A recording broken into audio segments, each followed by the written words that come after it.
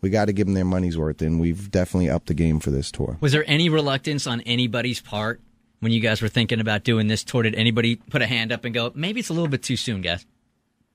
No, because it's all dictated by what the fans want. You know, that's always, you know, the measuring stick. They've basically created the demand. So if it wasn't there, we wouldn't do it. So we kind of rely on the fans to dictate what's going to happen next. And you think it's the same people that came last time that are coming back a second time and then telling their friends that, like, you missed it last time, now you got to come with us? Yeah. I mean, somebody's coming, so it's we're expecting to see a lot of people tonight and throughout this tour. But I think your question was a little bit about the very first reunion. Is that what you meant, or just this leg of the tour? Yeah. Yeah, I mean, from the reunion tour to now, there hasn't been a whole bunch of time in between. So I was wondering if anybody just said, you know what, let's give it another 6 months. Let's give it a year. Oh no, I think Danny answered it right. I mean, we're rolling with the fans, and I think there are moments, when you get off stage, we're doing 6 nights in a row, and it's like, man, I'm tired. But it's so worth it. You know what I mean? It's just it's an incredible experience, and there are a lot of new fans. There are a lot of fans from the past, and we really underestimated the age range of our fans. I mean, we thought it'd be 30 to 40-year-old women, but we kind of didn't really consider the fact that we had a lot of 5, 6, 7, 8-year-old fans the first time around, and they're 25 now. They're 26, 27, 28 now. And that's really, I'd say the average age is probably 27, 26, 27, 28. Yeah, we really did the math wrong, which is great because we underestimated the size of our audience by about 35%. So it's been much bigger than we ever expected. And the age range, it's pretty amazing. I mean, we'll see moms bringing their kids.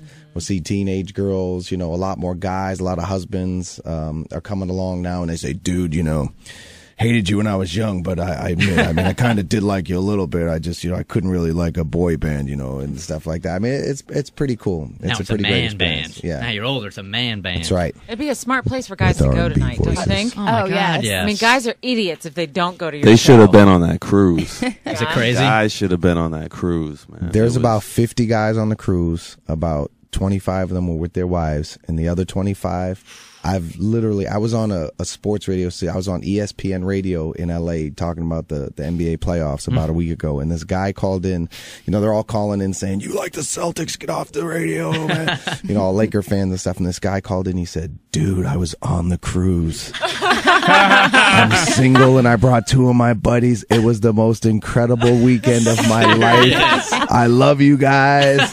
Thank you so much. I mean, if I was 15 back then, I would hope to have been smart enough to be one of the only guys at a New Kids concert. I've tried to draw the analogy with these guys before. It's a little bit like the baseball game where you guys are doing all the pitching for 8 innings, and as a husband or a boyfriend, all you got to do is come in for 3 outs. That's it. Dude, exactly. Y'all are doing all the work. You don't even know how many from the first leg of the tour in September, October, November, December to the second leg in January, February, March.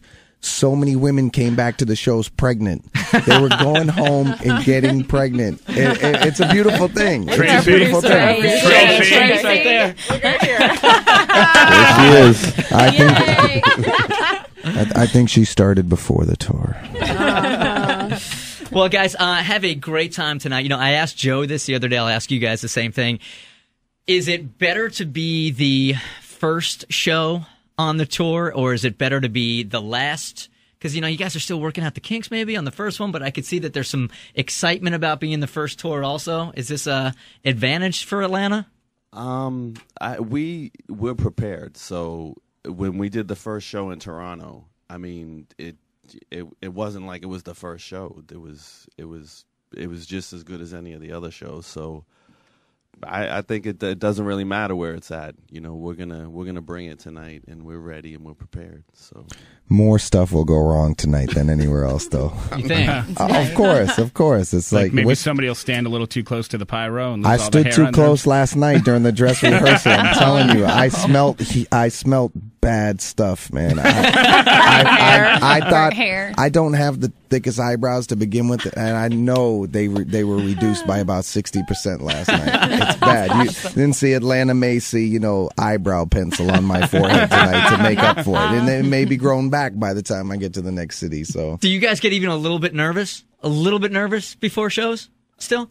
I think tonight probably a little bit because it's all new and there's a lot of changes and things we got to remember. But for the most part, we're pretty cool about it. Cool. Well, it's good to have you guys in studio.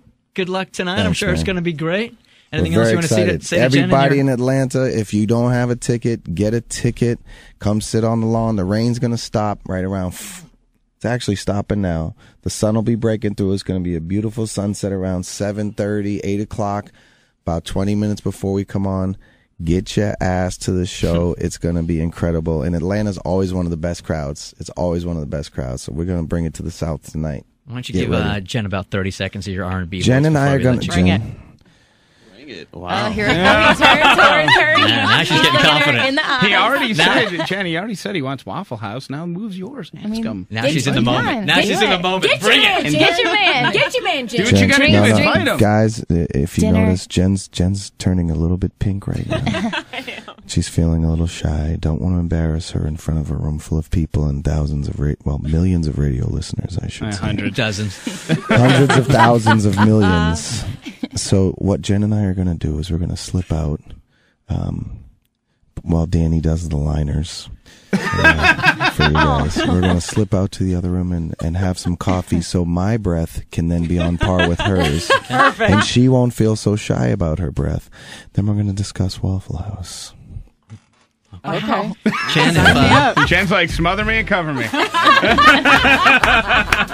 Jen, if you need to be excused for the next 40 minutes of show, you got to pass. Go, girl. Go on, get out of here. Go get your man. Get your man, Get out of here.